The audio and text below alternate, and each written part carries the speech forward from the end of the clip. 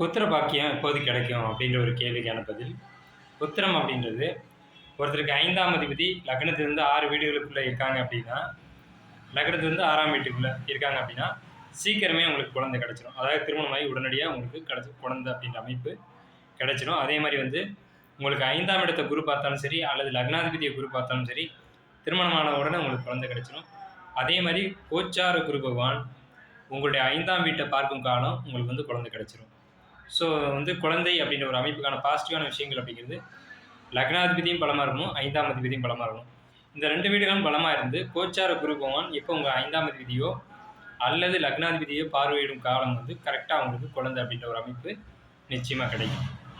பொதுவாக வந்து 5ஆம் அதிபதி 6ஆம் வீட்டுக்குள்ளே இருக்கணும். லக்னத்திலேயோ 2ஆம் இடத்துலையோ 3ஆம் இடத்துலையோ 4ஆம் இடத்துலையோ 5ஆம் இடத்துலையோ அல்லது அதிகபட்சம் 6ஆம் இடத்துக்குள்ளே இருக்கணும். ஸோ அந்த மாதிரி அமைப்புகளுக்கு உடனடியாக குழந்தை கிடைக்கும்.